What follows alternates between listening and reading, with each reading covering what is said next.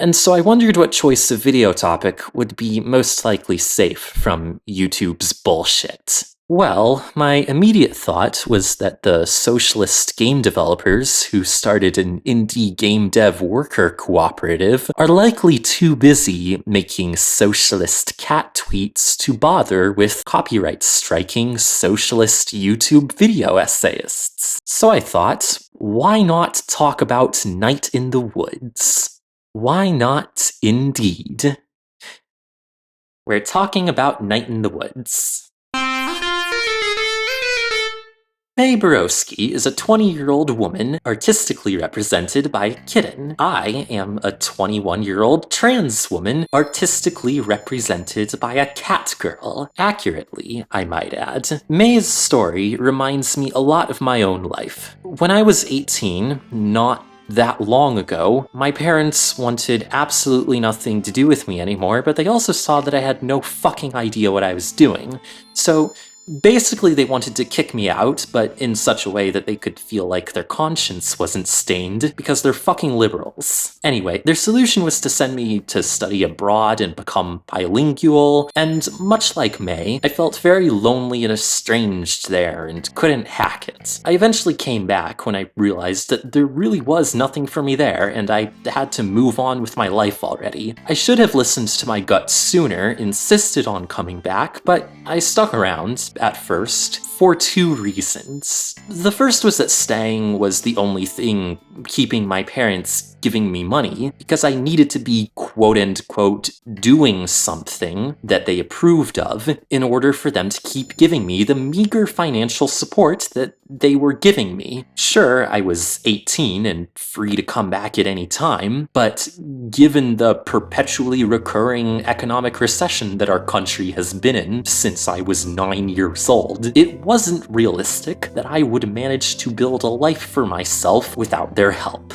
They were essentially holding me hostage and gaslighting me. The second reason, I was constantly told what a great opportunity this was and how lucky I was to have parents who cared and whatever, and sure, I had better parents than, I don't know, the ones who would toss their kid on the street to die, and that didn't feel right to me, but I thought, well, hey, you know, maybe I am lucky. Maybe this loneliness and social isolation I feel isn't so bad. Maybe it really is that easy, and I'm just dumb and wrong and need to suck it up. Maybe it would have been great eventually if I'd stuck with it, but it sure didn't feel great at the time. It wasn't good for me. I didn't feel good. I just felt fucking lonely in a foreign country with no friends and no way to deal with this constant ennui and depression beyond spending money on things I liked. And when I spent more money on things I liked, my parents would complain and give me less money so that I had less money to make myself happy. And that's how it's always been. My parents have constantly, throughout my life, denied and dismissed my mental illness because you're so lucky, you're so privileged, you don't deserve to feel sad, you should be happy that you have a roof over your head, and food in your belly, and parents who care. And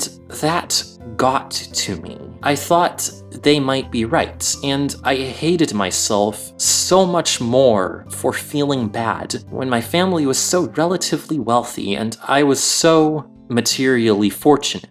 But really, this was just them being like, we won't toss you on the street to die, so long as you do what we've deemed to be worth paying for. And that isn't making video essays or anything else you enjoy doing, apparently. That if I wasn't going to be happy and work tirelessly at this great opportunity, I wasn't worth their money. And even now, that gaslighting had still kinda worked on me, right up until I played Night in the Woods. Mae has similarly abandoned an on-paper great opportunity because it didn't work out for her, because she felt lost there, like I did. And She's similarly disparaged by her friends and family for giving it up. And seeing that someone else could feel that way, made me feel a whole lot better about feeling how I had felt. And so much more angry at my parents for having gaslit me into wasting nearly 2 years of my life on something I knew wasn't working for me, that I was never going to get anything from, and for refusing to support me, to work with me, to believe me when I told them it wasn't working.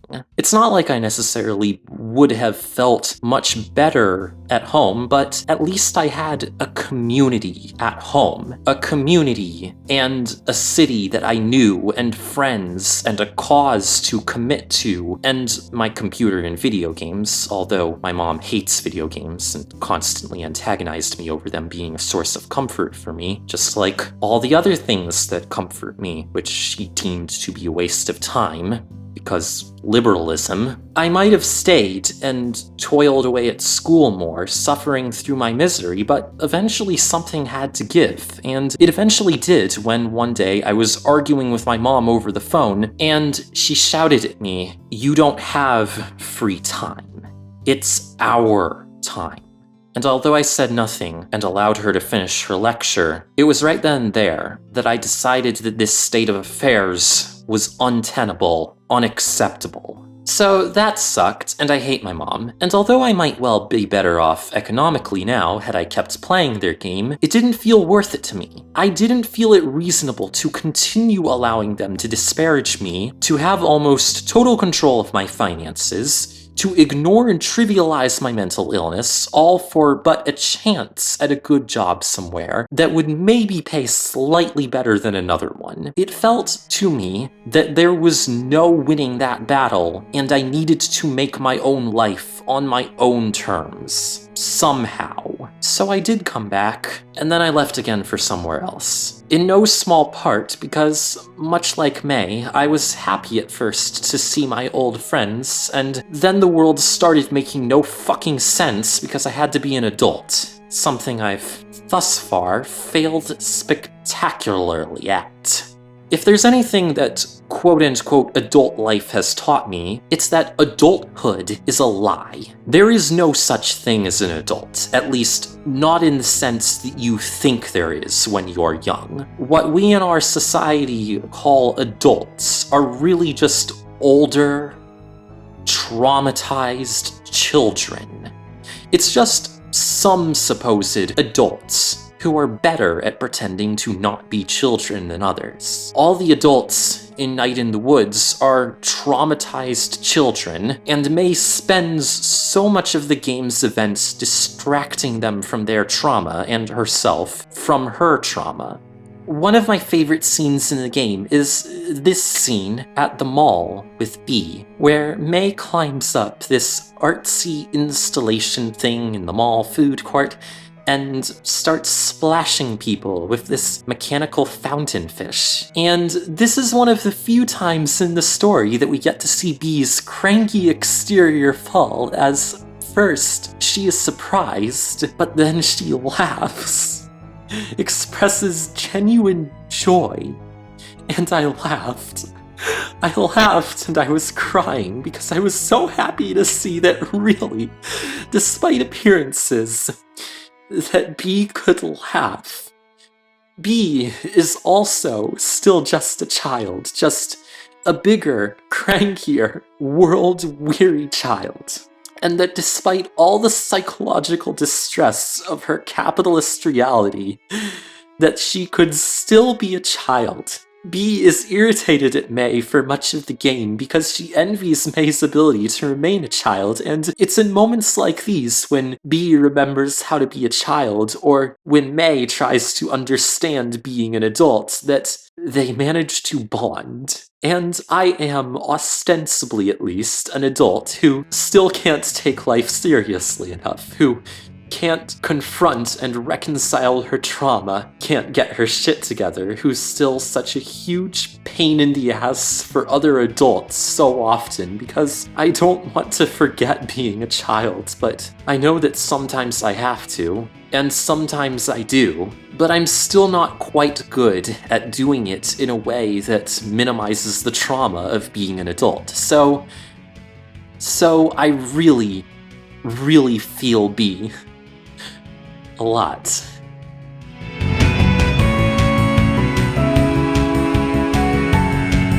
One of the most captivating things about Night in the Woods, to me, was the game's atmosphere. Possum Springs is a sad, forlorn, garbage world that's slowly turning to ashes around you, and that throughout the game you watch change in gradual, mostly invisible, but undeniable ways. It's difficult to put into words, but with all its little details, all the subtle changes to the environment, and to the activity of the people in the town, Possum Springs remains the same, but also utterly different from when May first returned. It was a sensation I had forgotten amidst the pandemic and all the world stopping in its tracks. When I came home to Philadelphia, everything was the same, but at the same time, I could tell the city had changed in ways largely invisible. The subway fare cost more. Many of my childhood friends, or friends of friends, had moved or changed jobs. The non-profit I used to volunteer for had different bosses, and also those bosses suck. And so many other smaller changes adrift, making me feel that it was an utterly different world than it had been. Although it was the same city, the same streets, the same earth, and many of the same stores and people,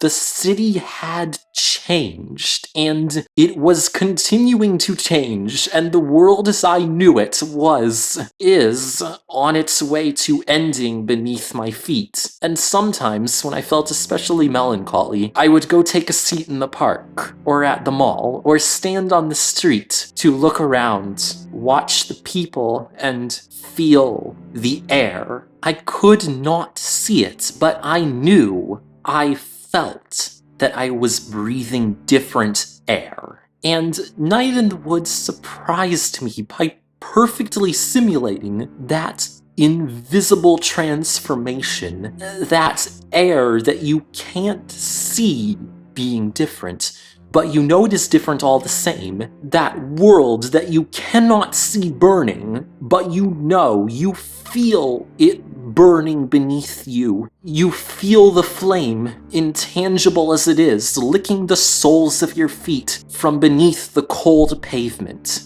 And it achieves that sensation, that pervasive awareness of the wheels of fate inexorably spinning, the cogs of the machine invisibly turning, largely through mere suggestion. That, to me, is an indescribably incredible achievement, and it makes Possum Springs most unforgettable in a special way that most video game worlds can and will never be. Also, I really love the ending. It's really quite similar to the ending of Firewatch, a game I also love because the two endings both leave a whole lot of narrative checks uncashed, and they do so in service of the same thematic point. A very bittersweet but poignant one. In both games, you're not the protagonist of this story. You're just a person who happened to be here when some shit went down. And you're not going to get easy answers, or even really any answers. Not any good ones, anyway. You were just here. You came, you went, and now it's time to move on. And I think the world could always do with more stories like that, especially when it comes to the medium of video games.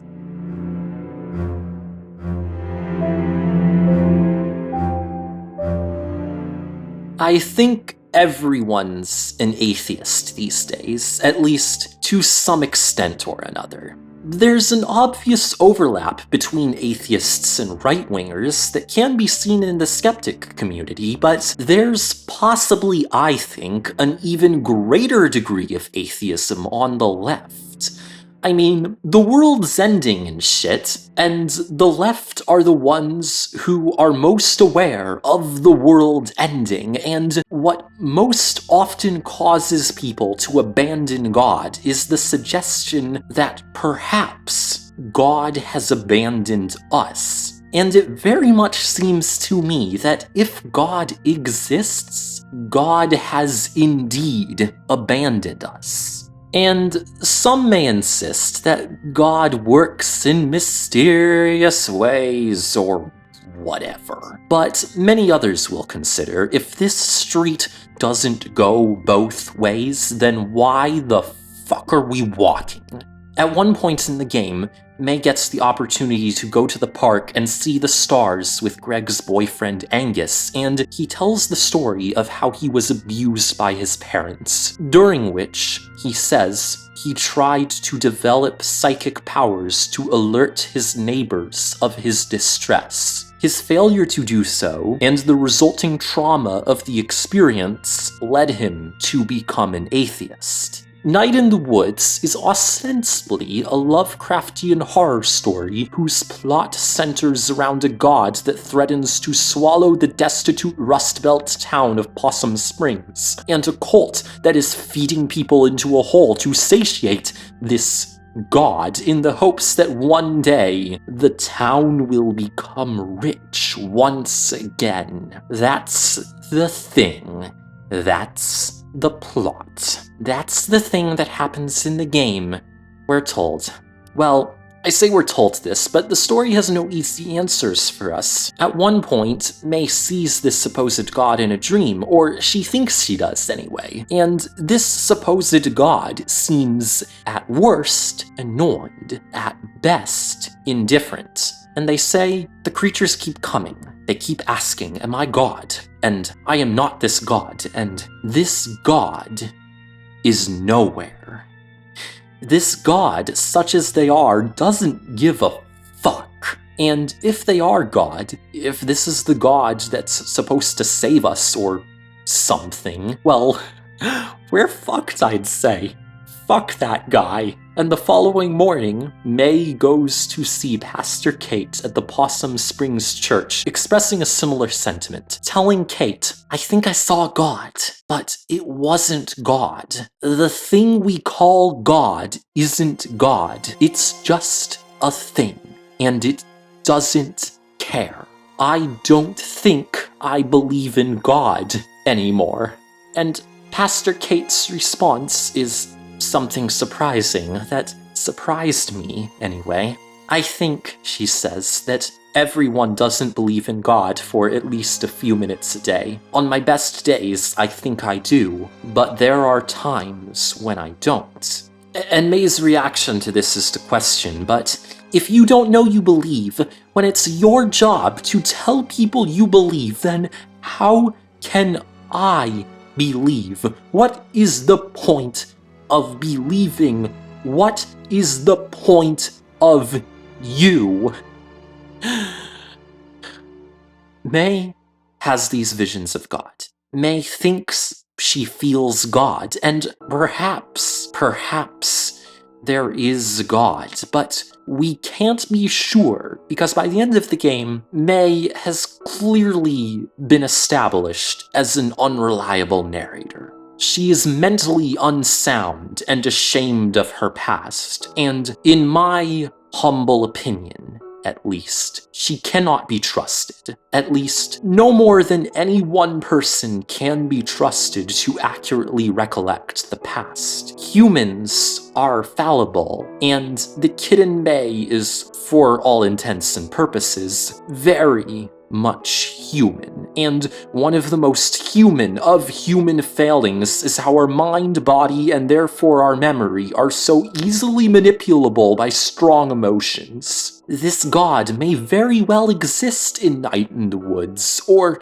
it may simply be a delusion shared between May and the members of this death cult. The oncoming apocalypse, the bad thing that we can feel coming in the air of Possum Springs, may be supernatural, or it may be a product of the mundane forces of our world, the economic, social, and environmental decay that threatens to ravage our civilization to ruin, but I think the thesis that Night in the Woods boldly posits is that the answer to this question, God or no, supernatural or mundane, it is ultimately irrelevant. Angus tells May when asked what he does believe in, "I believe that the stars exist, and that people put the whale there. We're good at drawing lines through the spaces between the stars. We're pattern finders, and we'll find patterns. So I believe in a universe that doesn't care, and people who do." God, Angus says, never found him, but Greg did find him, and it's Greg who matters to him, not God. As an atheist, Angus doesn't believe in God, but he does believe in people.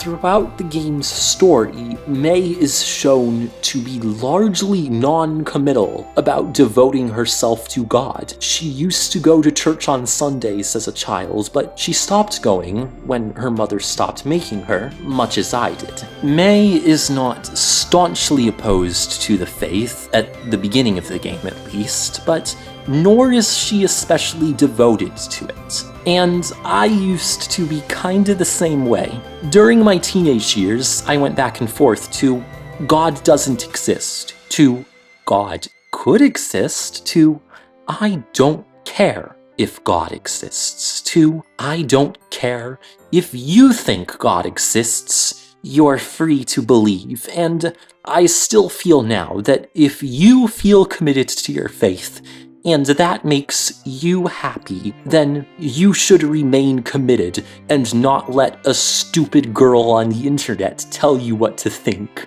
But I don't care. It doesn't matter if God exists. What matters is that we're here. What matters is that God, whether they exist or not, they're clearly not here for us in these times, and they can't be counted on. The story's ambiguity as to the existence of God is the point, because God or no God, the implication is the same. God, Night in the Woods ultimately concludes, is not what matters to this world. God is just another pattern we saw in the sand and the sky. We put God there. If God matters at all, God matters only because of us, because we matter to each other. God doesn't matter. What matters is us. There is a cataclysm coming for this population. What form it takes is not yet known. Our team is at the station. The miser is always watching over this old town. I know the ways that all can crumble if the air becomes unwound. I am an alien, I can't say I'm a trusted bearer. I kindly ask my word be heeded, lest there be a gruesome terror. Ungodly astral beings, lend your ear to me for just a second. I can make things clear, I'll let the miser see.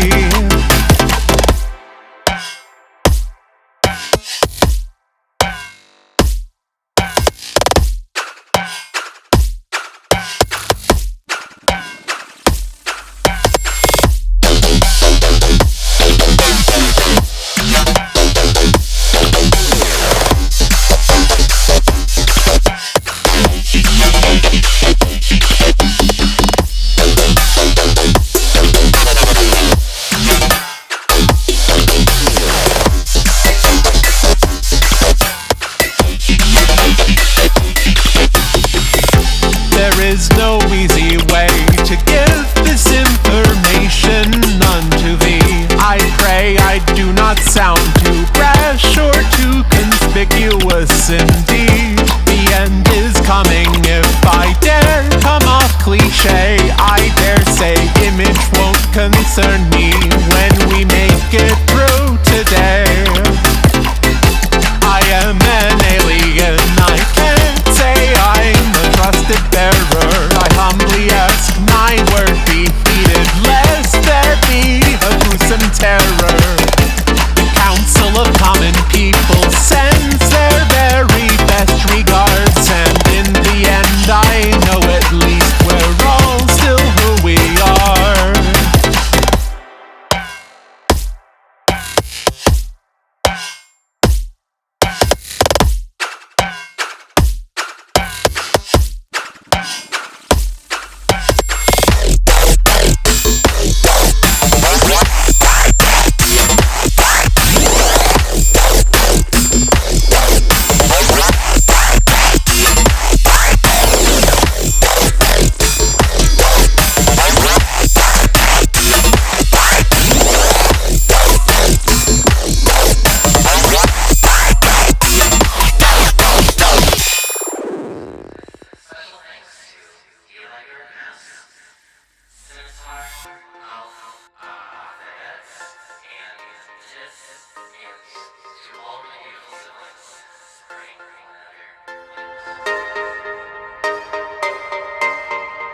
One dawn in the stomach of a beast, a sickly parasite will crave the taste of acid in the trees, wine and bees. Nothing here will keep the hive in check. Das Frère de Chevalette, das Frère de Chevalette.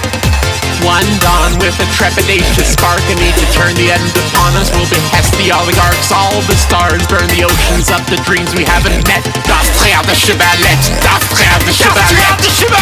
One dawn in the stomach of a beast, a sickly parasite will crave the taste of acid in the trees, wine and bees. Nothing here will keep the hive in check. Das Frère de Chevalette, das Frère de Chevalette. One dawn with a trepidatious spark, a need to turn the end upon us will behest the oligarchs. All the stars burn the oceans up, the dreams we haven't met. Das Frère de Chevalette, das Frère de Chevalette.